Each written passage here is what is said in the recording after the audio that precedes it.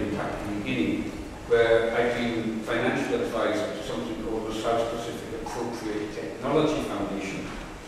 You were sawmills, walkabout sawmills. Walkabout sawmills. Now, the walkabout sawmill was in Papua New Guinea, which, incidentally, 98% of the land in Papua New Guinea, which is the biggest island in the world, is traditionally owned. So you've already got community land ownership. But what was happening is that the big logging companies were coming in. They were handing out sweeties to the local clan chiefs, getting them to sign a piece of paper when they were illiterate anyway, and then moving in with their logging equipment, clear felling the place, and devastating it. The gold companies were doing the same kind of thing, and out to sea the fishing companies were scooping up all the bait fish to use in their tuna fishing and what have you, and decimating the basis of people's livelihoods. So I came back to Scotland after my first time in Papua New Guinea was in the late 70s, when I was involved in small-scale hydroelectric and in teaching. And my second time was in this thing with Papua New Guinea. It was the small-scale sawmills, because the idea of these small-scale sawmills was to make it possible for village people to control their own forest resources, so they would get the value, and then they would look after them. Anyhow, I come back from that, I come back to Scotland, and what do I find? That some of the same kinds of issues about people and land were also coming up here. And one of my enduring early memories of you was you sitting at a table before an audience at Kinrogan House of one of the early conferences of reforest in Scotland. And you had a big bottle of whisky and a tumbler on the table as you proceeded to give this incredibly inspiring Reforesting Scotland lecture. Because what actually I brought along today was I brought some whisky.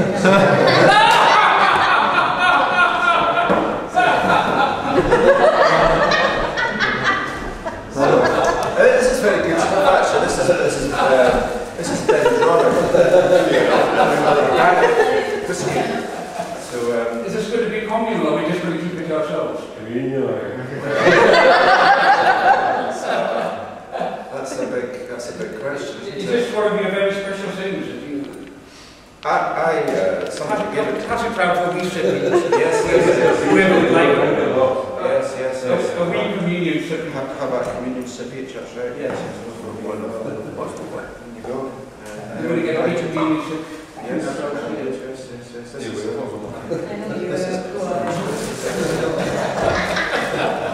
Oh, this was totally unplanned. Right. Okay. Well, yes. Here's to good talking whiskey. Right. Anyway, that's right. I kind of vaguely remember that, and I think what was interesting for me about that time as well was that it wasn't just you who were like coming back from working abroad in places in Africa and Asia and stuff. There was other people doing that as well.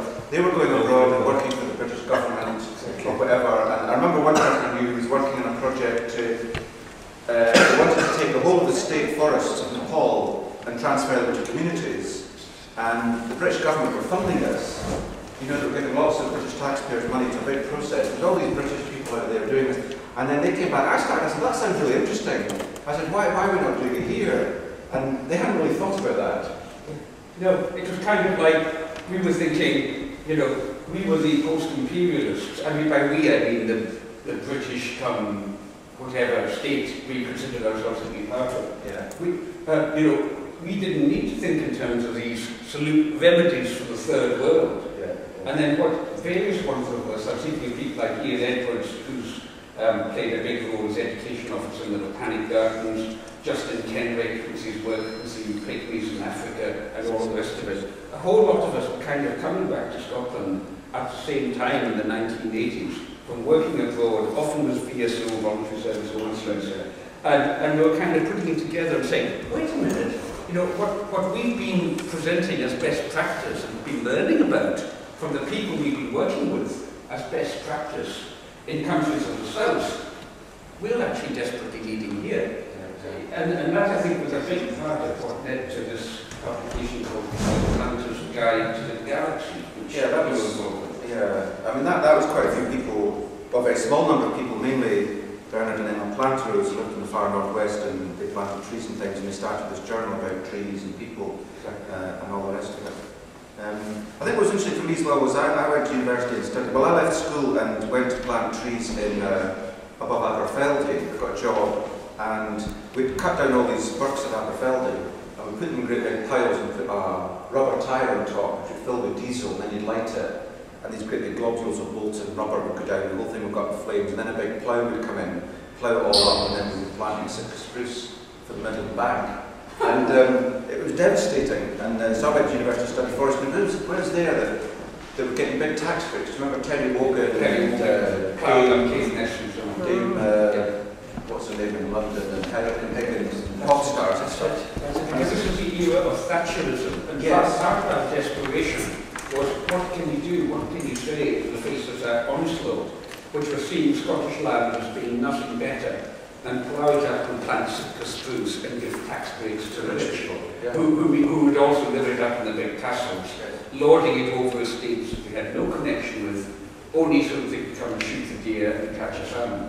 Yeah, because I remember when I was at university, there was a guy who came to give a lecture, because his company was doing all this stuff for Terry Wogan and stuff at Caithness. It was far north. I don't think I'd ever been to Caithness.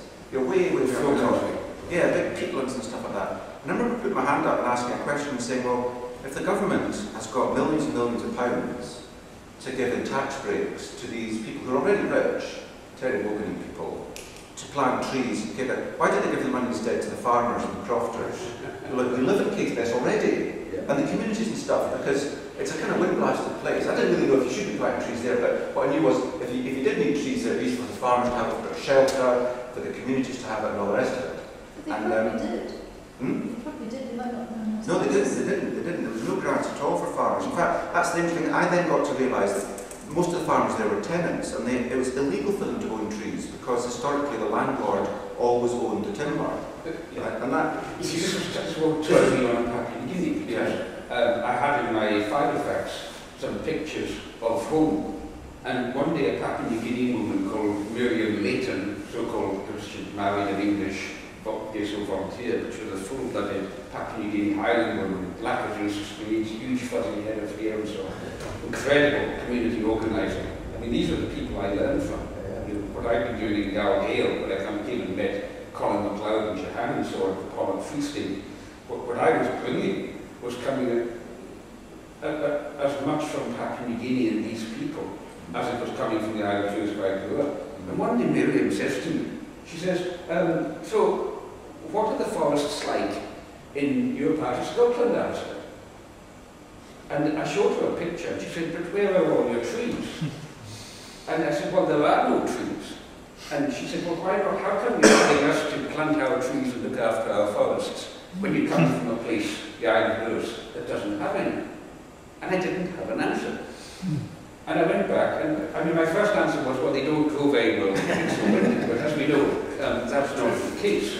The trees will, that's not the case, trees will grow there. And I came back and dug around and found exactly what you just said, that if a crofter plants trees, they didn't at that time belong to them, which is why Callum MacDonald, who is he still heading up the Forestry Commission? No, he was, but the Ireland Labour Party MP at the time, a guy called Callum MacDonald, managed to get through Westminster a minuscule piece of legislation called the Crofter Forestry Act, which simply said that wait for it, and this shows you how bad the situation is we've come from, that if a crofter could get the landlord's permission to plant trees on his or her croft, those trees would henceforth belong to the crofter and not the landlord. Radical landlord. Now we thought this was a great thing at the time, but that's where it was started in the late 80s and early 90s. Yeah, I think they can fast forward, because the next big period was kind of Isle of Eigg and all that kind of stuff, wasn't it? But I'm just shocked that the crofter, if he's not the landowner, is not able to. I remember my father labouring for hours over applications for anything, for painting his fences or whatever was going. But he presumably was quite well educated and quite well looked in to the network. And I'm shocked to hear that the crofters did not have that same timeliness. I mean, these are people who... This is EU grants and everything. These are people who've been kicked around and directly cleared or frequently moved and rendered powerless. Now, you know, this is But very you said they relevant to definitely Glasgow. didn't have access to the The grants. definition of the Sorry, they definitely didn't have access to the grants, or they didn't have access to the grants, they weren't allowed them, or they didn't have the ken of them. No, it was unlawful. They were tenants. The crofters are tenants. But is a tenant farm not entitled to a grant? To do No, a because the whole task on the farm? whole thing is geared to the powerful.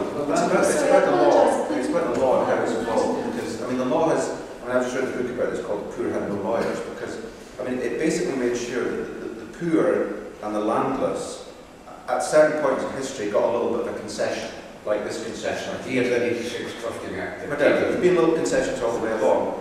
Trees have always been valuable, very valuable, so they never conceded them. And trees are regeneration. So, you know, Yeah. the landlord wanted to hold on to the trees because it takes 200-300 years for an oak tree to be the level height to become a ship's mast. Yeah, that kind of thing. And so, you know, this is a situation that we are in, and it's very relevant to Glasgow, because the people who didn't fit into the landlord's plans, and I mean, these vast empty acres, we've got 19 million acres of land in Scotland, we've got about 5 million people. That's equivalent of about 4 football pitches per person in Scotland. And so there is no reason why people shouldn't be able to have a housing plot. There is no reason why you should have to pay 50,000, 70,000 pounds for a housing plot in Scotland, because there's plenty of land. But it has been historically stitched up like that. And the people who didn't fit in, the people who the landlord didn't want in the way, because he only wanted enough people to provide a bit of labour to keep the fishing and the stalking going and so on. Where did they get shunted out to? They either got shunted across to America or Australia, or shunted in to become cannon fodder for the Industrial Revolution in the cities. So you had the poor, predominantly Protestants, coming in from the Highlands. Then, as a consequence of the same thing going on in Ireland, compounded by the famine, you had the poor Catholics coming on here. It suited the powers that be nicely to have this sectarian dynamic of them fighting each other, because it kept the attention away from where the real, this horizontal, this lateral violence of poor on poor, kept the attention away from the vertical power dynamic of tackling the injustices that were weighing down on us in society. When we came back to, you know, we came into this, we became aware of this situation. We became, as Paolo Freire would put it, conscientized in the late 80s. And then the Eigg thing came up because there have been various efforts by people like Jim Hunter and the Highlands and Islands Development Board to kickstart land reform in Scotland. And the landowners had always quashed it. And then I got involved in Eigg in 1990 when I'd been working partly in this building for 5 years. The Iona community used to have its offices where our Centre for Human Ecology now has its office up on the 2nd floor here. I was business advisor to it. It's mainly based in Edinburgh, but I'd come through here regularly to the PI between 1986 and 1990 when I was business advisor to the Iona community. And one day in 1990 I started up a new job as a Centre for Human Ecology in Edinburgh University, Human Ecology, relationship between people and nature.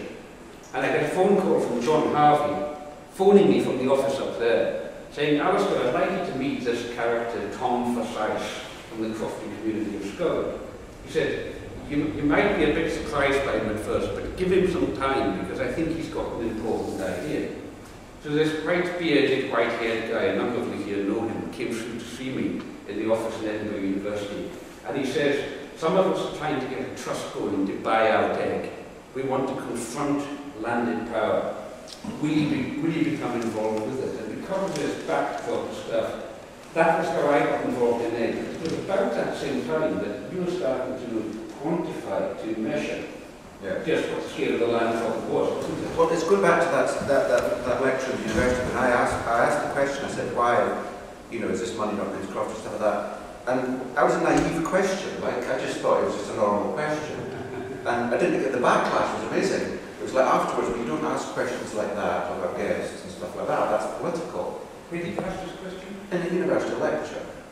So, and I said, what do you mean it's political? And he said, well, it's just to do with kind of politics and stuff. And I said, well, what do you mean you're not meant to ask questions about politics and stuff? I thought, well, what's the answer to my question then? I didn't get a satisfactory answer. And I never got a satisfactory answer. So that got me interested in land. Culture, Because it's all about power and stuff like that. And it's not like stuff had been written about it. You know, John McEwen down the road in Scotland and Tom Johnson, history of working classes. This has always been an issue for our history. So it's all documented there. So then I did environmental stuff and all the rest of it. And it was when I met somebody, I can't remember who said that Canongate Books were very interested in doing a republication, a redoing of John McEwen's famous 1979 book, Rural Scotland. So I thought that sounds fun. Yeah, so I spent most of 94, 95 writing that, published in 96. And it was interesting because then in 1996, of course, Eigg was still happening. I mean, the island of Eigg, which was under successive despots, kind of ensured that kind of the front page of the national dailies every 2 or 3 months, you know, there'd be a fresh outrage on Eigg, eviction notices and all the rest of it. And this was all leading up to the 97 election. That's it. And 97 election. Blair came in and devolution. And then devolution came in, and everything suddenly started to shift. Because, I mean, the Labour Party before 97 were watching what was happening in Eigg, and they knew that if they came to power, they were going to have an answer.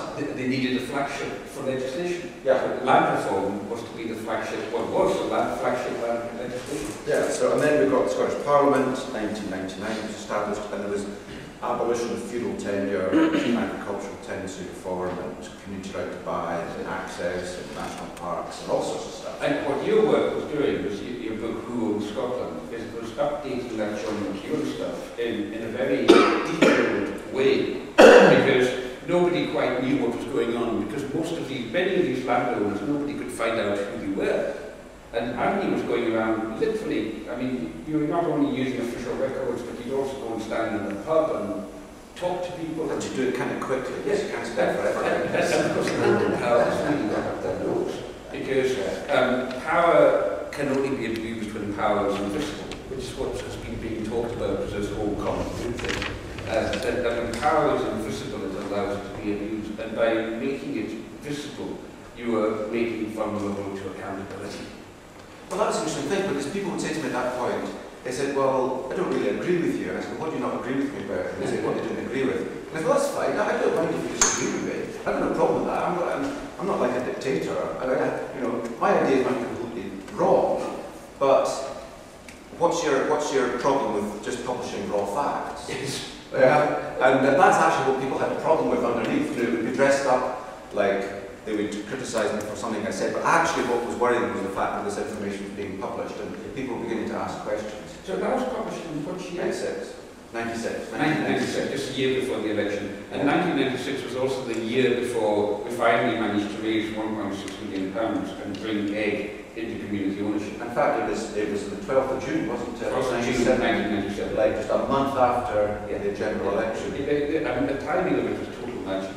Yeah. And I used the word magic and very And there's an interesting thing about that meeting, because what happened was that Brian Wilson, MP, was the Minister of State in the Scottish office, and he went to Eigg for the kind of celebrations with handing over the title deeds and stuff. And there's really interesting, because Brian Wilson has been a kind of land reformer for a long time, and he wanted to do something that would make sure that this wasn't just a situation that was going to, well, it was going to stick. It wanted to be a one-off. He wanted it to kind of roll. So he wondered what they could do, and he couldn't do legislation because there was going to be a parliament in 1999 in Westminster stuff. There's no time to, etc. So it had to be something that he could do just off his own back as a minister without any law, right? So he thought, well, I'll set up a fund, like of money, to allow these things to kick-start. And the next thing he did was he spoke to a civil servant, and that was the mistake. Because the civil servant said, well, you can't do this, and you can't do that wouldn't work. I thought, right, this is not going to work either. So what he did was he phoned the chief executive of Highlands and Islands Enterprise and said, look, this is what I want to do, can you deliver this? And the guy said, yeah, sure, we can deliver that. So he just made the announcement, and the civil servants were like, what? He said we're giving 10 million to community land reform. And the civil servants were furious. Because they hadn't been, and that's really an early indication about how power, in this case the civil servants in the Scottish government, the Scottish office, it's the same with like the officials in local councils. Actually, the ability of elected politicians to do things is heavily circumscribed. You know, they've got to be quite brave and bold. Because I remember when we got the community right to buy, for example, there was a question about who would be eligible for this. This is where you can register an interest in land. If it comes to the market, you can can buy it. Now, my view is that every community in Scotland's 196 boroughs that's got common land should be able to register an interest in their common good land. And that would be one thing that would prevent local authorities selling it from under your nose, because at least they didn't have to tell you, and you'd have the option to buy your own land. And it sounds perverse, but actually that's the best way of getting hold of it, kind of thing. And so there's this question of the definition. You know, what would be What a community? What land would be eligible? And what the government wanted to do was they wanted to keep this out of the urban areas. Because they thought if this happens in the urban areas, there'll be a riot. So they said this will only happen to rural. So they said, well, how do you define rural? So they said, well, rural is defined as all the land out with settlements of more than 3,000 people. So if you were a settlement like Fort William with 2,100, that's rural. If you're in Preston Pans with 3,500, that's not rural. So Fort William can have land reform, but Preston Pans can't. So I thought this is really daft, because some communities and shops and places like that desperately need assets and wealth and stuff to be more autonomous and all the rest of it. And there's some places like GalGael, where frankly they're very well off and they kind of don't need it so much. So I contacted the Minister, Alan Wilson, who was actually Brian Wilson's successor in that seat, funnily enough. He was the MSP, and said we need to change this. And he was all very keen, so he said, come and talk to me. So we went and talked. And I went to the top room above the Scotch Whisky Centre in High Street. Whisky plays a big role in all that. Yeah, this was before the Holyrood building was built, so they were in the old, the Kirk place, and they had sort of a suite of offices up there. And there was a cup of tea and a flask of it. So I said, where are your civil servants? Because like ministers don't meet people without a civil servant present to kind of take notes and make sure that anything that's talked about is followed through and all the rest of it. I said, well, where are the civil servants? This guy's a minister, not an MSP, he's in the government. And he said, well, they're not here. I said, why not? He said, well, if they were here, it would never make any progress. I said, why not? He said, because they don't want this to happen. I said, all right. So like you and me are going to make this happen. And because what we want to do is we wanted to raise the threshold from 3 to 10,000. Yes. So the present plans and things would be up to 10,000. So this was February 2003. What a Wightman goalpost. What a Wightman goalpost. Yeah. So actually what we had to do, right? We had to write a line. And I actually drafted this. The only sentence I've ever written in an article for the manifesto. I mean, I'm not a member of the Labour Party, but I said, look, let's write a line in your manifesto for the 2003 election. Wow. Which is what we did. Wow. And then when they won again in 2003, civil servants have to follow manifesto commitments. I mean, if as a government's elected on a manifesto, the civil servant can't stand and say, well, sorry, we're not going to do that. And that's how it was protected. So it shows you the resistance. And I think it's that same kind of resistance that people here and in many places around Scotland are facing with councils who are far too remote, have far too much power, far too little accountability, and no transparency, because that's what this stuff is about, common good. I mean, it's lost and, no one's documenting it. Now, I wonder if we can theme Glasgow into this a bit, because one of the things that was going on at this time, we're talking about the mid-1990s, basically. And so Eigg was on the go, and basically what we did was we registered a charitable trust called the Eigg Trust. And we simply used this as a psychological mechanism, because we had no money, no power, a psychological mechanism to challenge the landowner, Keith Schoenberg, and say, we lay a community claim of right to this island. And I mean, there's obviously much more to it than that, but in effect, that's what we were doing. You want to give my kick up the arse? That's right, that's right. A direct challenge to the psychology of landed power. And of course, he went off like a rocket, and each time he went off like a rocket, we'd call in the media. And we literally had helicopters. I mean, at one time, there were 3 media helicopters in the sky above Eigg, circling to land to bring the journalists in. Landed power didn't know what was hitting it, because it was so out of touch with itself. So, Eigg was going on. At the same time, I was involved as a House superquarry debate with a multinational corporation, because I saw their reputation. That's where they wanted to take like the whole mountain. They wanted to take, to gut the mountain, basically, the national scenic area of Scotland, and to turn it into roadstone to export to the south of England. And so I was involved in that, and I was teaching human ecology in Edinburgh University. And then one day I got contacted from the people from a wacky organisation called the Pollock Free State of motorway protesters against the M77. And they got in touch with me, and specifically a woman whose name now, her maiden name was Jahan Ibrahim, because her father was Egyptian. Her name now is Jahan MacLeod, married to the late great Colin MacLeod, who founded the GalGael Trust. and said to me, okay, Alastair, it's all very well, you grew up in a beautiful island of the Hebrides Island of yours, and you're doing your work in Paris and Eigg, and it's all very glamorous, but what about our struggle here in Alaska? So I came through to this amazing motorway campus. I mean, I came through feeling all worn out from the academic grind of what academic life is these days. And each time I would come through to that Free State camp, I would go away totally invigorated by the spirit of these urban people who are fighting for their little corner of land. And gradually, you know, it was clear that the motorway was going to be steamrolled through the common asset of Pollock Free State. But what Colin and the others at the camp started to say is, okay folks, we've shown what we're against, but now let's show what we're for. And that's how the GalGael Trust, of which I'm still a director, got kicked off. So, you know, that's how my wife and I have been living in Vermont, here in the greater Govan area of Glasgow for the past 7 years, because that was what drew us in here. So the situation we're moving towards now, Andy, is that we've got the land reform bill. There's many criticisms of it, which you've been foremost in leading in the media of late, because it's kind of become, it's almost like it's become an embarrassment for both the SNP and the other political parties, because there is such powerful forces of landed power not wanting anything very much to happen on it. Nevertheless, we're in a situation with 500,000 acres of Scotland's 19 million acres, and now in community ownership. Some of them were in, a few were owned before that, but there has been quite a significant shift, and most of those communities are doing very well. And the big question that's coming up time and time again now is, okay, we're seeing what's happening in rural areas, and there's quite a clamour in rural areas to have more rural land reform as a result, because people are losing their fear of being empowered. What about in urban areas? Now, what would be your view as to why land reform is more difficult to kick off in an urban area?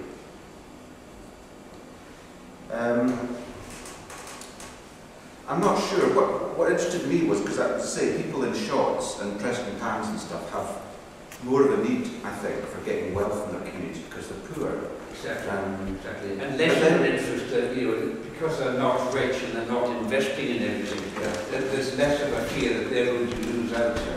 But then I started looking at history and realising that in Scotland's boroughs, that was the origin of a lot of our commons. And in fact, when we divided the commons in the 17th century, all the commons that were owned by the boroughs were exempted. You couldn't divide the commons of the royal boroughs. And that's why it kind of survived. But of course, we had a huge period between 1469, when, before 1469, boroughs had democratic elections. I mean, it was only the burgesses who voted, right? But it was actually, and the burgesses would get kind of nobbled by the kind of common people a little bit. It was quite an interesting act of democracy. But then the burgesses stopped, the town council stopped having elections. They were meant to have them every year. And then they stopped, and there sort of like riots happened. And then the king got involved in Parliament. And instead of passing an act that says, no, you must have elections, they said that due to the clamour of the common simple people, because the town council is not holding elections like it should, we will henceforth just abolish elections. And what we will do henceforth is that the town council will merely appoint the next one. So that was its solution in 1469, and that went all the way up to 1832. Right. So the people in the towns just appointed each other for 450 years. And as a result, there was massive nepotism and corruption, because people were, I mean, in Edinburgh, they were out on the high street selling superiorities to people, because that's how you got a vote in Parliament, you know, when you had to be a landowner and stuff. Rampant corruption, sold off a lot of land. Edinburgh went bankrupt, Aberdeen went bankrupt. And then they started building up again when they had better municipal government. So to my mind, what was interesting was that there was all this kind of emphasis on kind of community ownership in the rural areas, but actually we do have a history of common land and community-owned land that goes back centuries that we're just forgotten about. And it's just where the common good fund. And that is exactly the common good. That is exactly it. Can I raise some questions about the common good fund? And then I think we should maybe open I would like to throw one question in. It was already touched on by the lady who's just left in her questioning, which is, if the common good fund is controlled for the people of a town by the council. And if the council is democratically elected, what basis do we have for saying that the common good fund should somehow be separately managed from council, democratic elected council processes? There's two answers to that. I mean, first is an example I gave earlier, like Kirkcaldy in Fife. You see, when we abolished town councils in 1975, Kirkcaldy had its own town council, so it elected its own council, and people met in the streets. And the Director of Education in Kirkcaldy knew the names of all the teachers in town. He knew the first names. So we governed ourselves in small, autonomous units. And Kirkcaldy and Dundee, we had our own municipal power plants. The Common Good Fund here financed the municipal tramworks. I mean, we actually did these things as collectives. And then the state came in after the war, statism, and said we'll have national coal boards, we'll have national planning, we'll have national power companies. So, I mean, Dundee had an amazing municipal power generation. And that just all was swallowed up by hydroelectric. And then in 1973, they decided to sweep away all the town councils because the government didn't like the independence that people had, and they all got centralised. So like Kirkcaldy was then run from Glenrothes. So you see the people in Kirkcaldy now have no control over their own affairs. They're relying on councillors who are drawn from like them. Fantastic town today, brilliant presentations, people with amazing ideas, new concepts for me around the common good that I didn't know about before, things that I'm certainly going to take away and tell other people in my campaign about, and other people that I work with, and obviously everybody I know, because I don't think common good is known enough about in our communities and in our country at large, really. Great speakers, great information, quite inspiring day, I have to say, so I'm very proud. Having a good time at the Common Good Day. It's very interesting, stimulating, yeah, fascinating. And just smiling. I said it's the camera in the face, you guys, can't handle it. I know. Say something. Are you the nice. police? Say something nice. I like your glasses.